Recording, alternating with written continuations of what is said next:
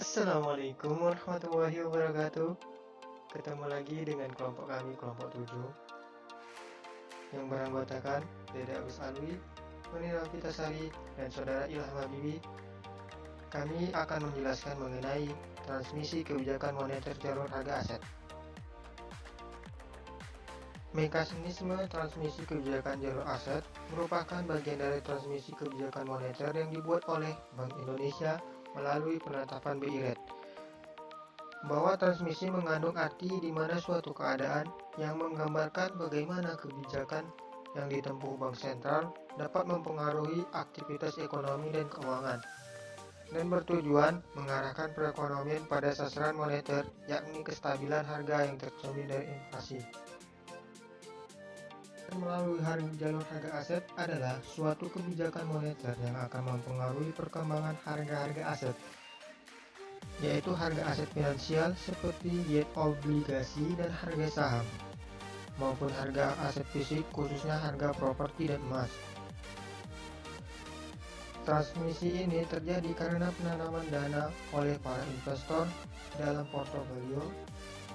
Investasinya tidak hanya berupa simpanan di bank dan instrumen investasi lainnya di pasar uang, rupiah, dan valuta asing, tetapi juga dalam bentuk obligasi, saham, dan aset fisik. Dengan demikian, perubahan suku bunga dan nilai tukar maupun besarnya investasi di pasar uang, rupiah, dan valuta asing akan berpengaruh pula terhadap volume dan harga obligasi, saham, dan aset fisik tersebut. Kebijakan moneter terhadap perkembangan harga aset selanjutnya akan berdampak pada berbagai aktivitas sektor real. Mekanisme transmisi melalui jalur harga aset ini terjadi melalui pengaruhnya terhadap permintaan konsumsi bagi para investor, baik karena perubahan kekayaan yang dimiliki maupun perubahan tingkat pendapatan yang dikonsumsi yang timbul dari penerimaan hasil penanaman aset finansial dan aset fisik tersebut. Selanjutnya akan dijelaskan oleh Saudara Noni Novitasari. Nah, selain itu, pengaruh harga aset terhadap sektor real juga terjadi pada permintaan investasi oleh perusahaan.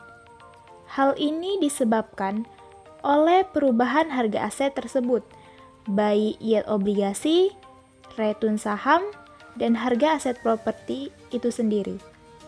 Yang ketiganya, berpengaruh terhadap biaya modal yang harus dikeluarkan dalam produksi dan investasi oleh perusahaan. Selanjutnya, pengaruh harga aset pada konsumsi dan pada investasi akan memengaruhi tingkat permintaan agregat dan pada akhirnya akan menentukan seberapa besar tingkat output real yang ada dan seberapa besar tingkat inflasi yang ada dan terjadi di dalam suatu perekonomian. Nah, untuk memudahkan kita dalam memahami mekanisme transmisi jalur harga aset, maka di sini kami menampilkan bagan dari mekanisme transmisi jalur harga aset agar kita sama-sama bisa mengetahui tentang sebab akibat apa saja yang dipengaruhi oleh kebijakan moneter yang dibuat oleh Bank Indonesia. Kebijakan moneter dibuat oleh Bank Indonesia, yaitu menetapkan suku bunga seperti SBI, TUAB, deposito, ataupun kredit. Nah, penetapan suku bunga itu akan berpengaruh terhadap harga aset fisik. Harga aset fisik itu ada dua, yaitu harga properti dan harga emas. Yang selanjutnya akan memengaruhi tingkat konsumsi dan tingkat investasi, dan akan memengaruhi suatu permintaan agregat itu sendiri, yang menghasilkan output gap, lalu akan didapatkan apakah suatu inflasi itu akan naik atau akan turun.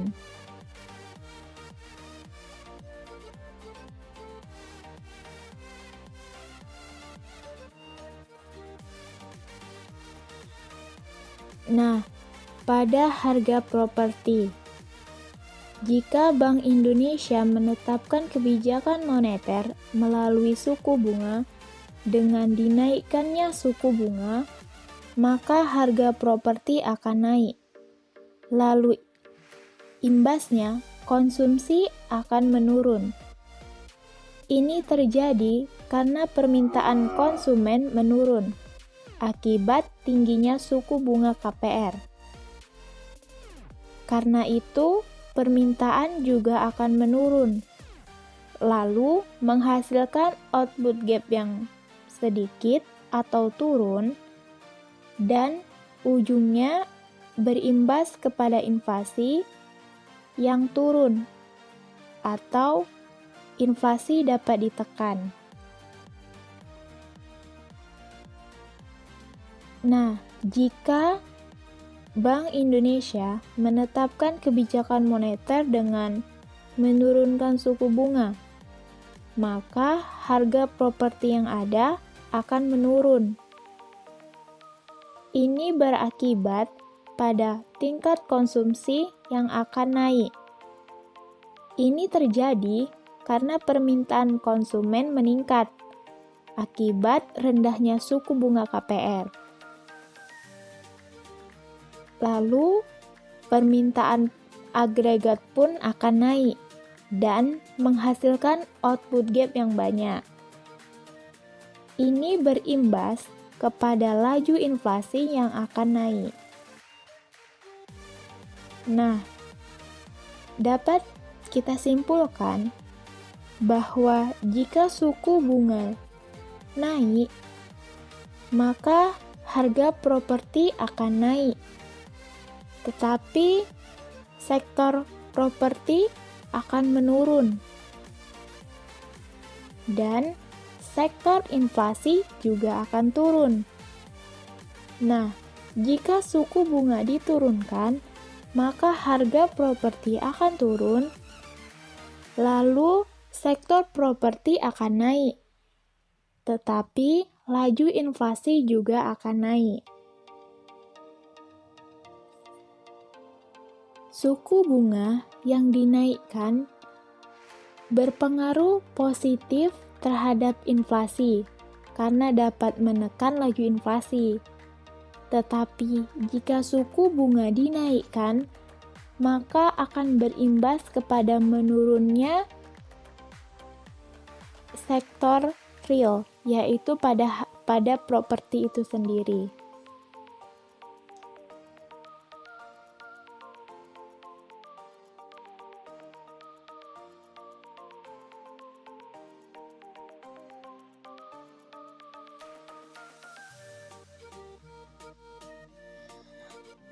Nah, yang kedua yaitu harga emas. Jika Bank Indonesia menetapkan kebijakan moneter dengan menaikkan suku bunga, yang terjadi adalah harga emas akan turun. Lalu investasi akan naik. Dan selanjutnya permintaan agregat akan menurun, berimbas kepada output gap yang akan turun, dan akhirnya menekan laju inflasi, yaitu inflasi juga akan turun.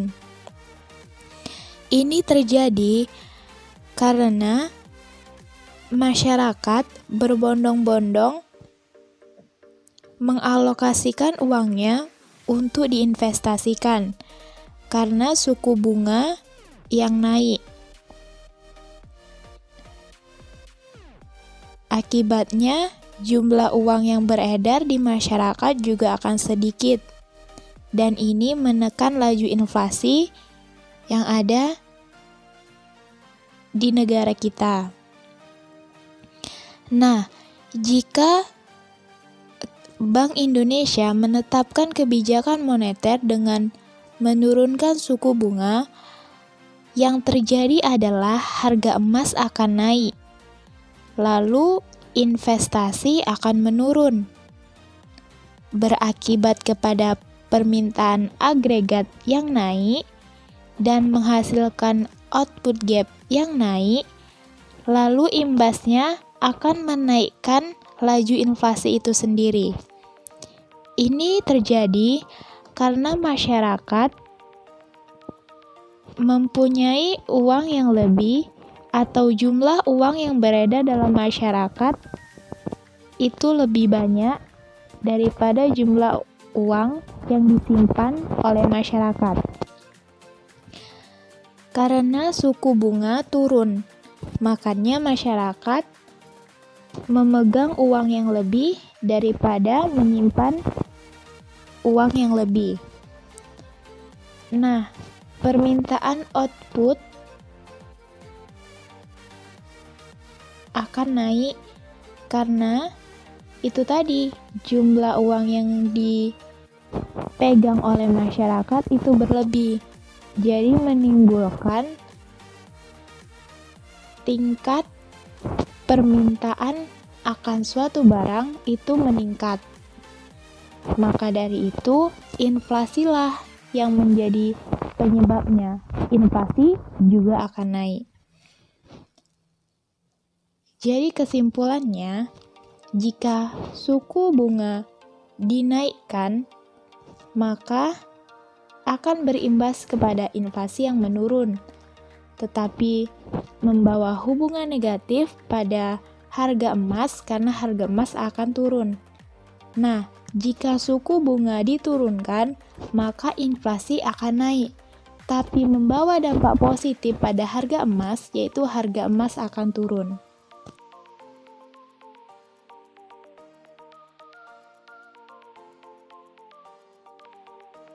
Lalu selanjutnya,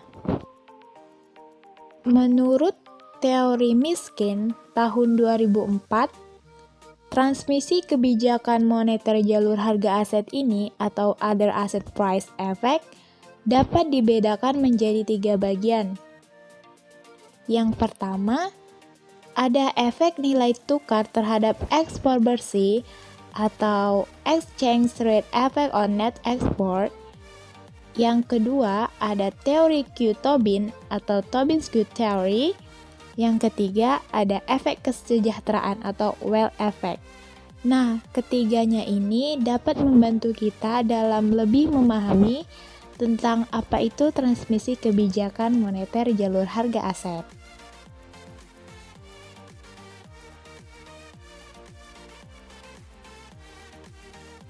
Ketika terjadi ekspansi kebijakan moneter dengan penurunan suku bunga, maka akan menyebabkan aset dalam mata uang asing lebih menarik dibandingkan dengan aset domestik dalam rupiah.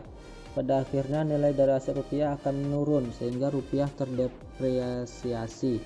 Nilai rupiah yang lebih rendah dibandingkan mata uang asing akan menyebabkan harga barang domestik menjadi lebih murah dibandingkan harga barang asing sehingga meningkatkan ekspor dan agregat output.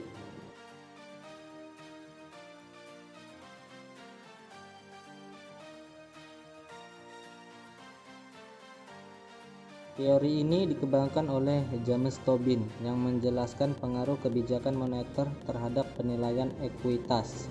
Tobin mendefinisikan Q sebagai harga pasar untuk perusahaan yang dibagi dengan penggantian harga modal. Ketika nilai Q tinggi, maka harga pasar untuk perusahaan akan relatif tinggi dibandingkan dengan harga modalnya. Untuk itu, perluasan usaha dan harga dari peralatan relatif murah sehingga dapat meningkatkan investasi. Hal ini terjadi karena perusahaan dapat mengeluarkan sedikit saham, tetapi dapat dijual dengan harga yang tinggi. Akibat terjadi ekspansi moneter, maka masyarakat akan dihadapkan pada kondisi di mana terjadi kelebihan uang dibandingkan kebutuhan yang ada, sehingga masyarakat akan menyalurkan dananya ke pasar saham. Permintaan saham akan meningkat dan harga saham akan naik. Harga saham yang naik akan menyebabkan Q naik, sehingga meningkatkan investasi dan output.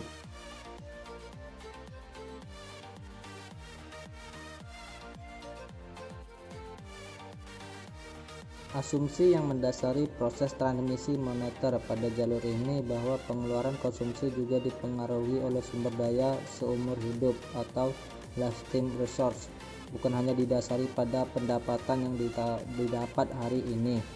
Komponen utama sumber daya seumur hidup adalah kesejahteraan finansial, salah satunya adalah saham. Saat terjadi kontraksi moneter, maka harga saham akan naik, sehingga menaikkan kesejahteraan dan juga menaikkan konsumsi. Konsumsi yang naik akan meningkatkan output.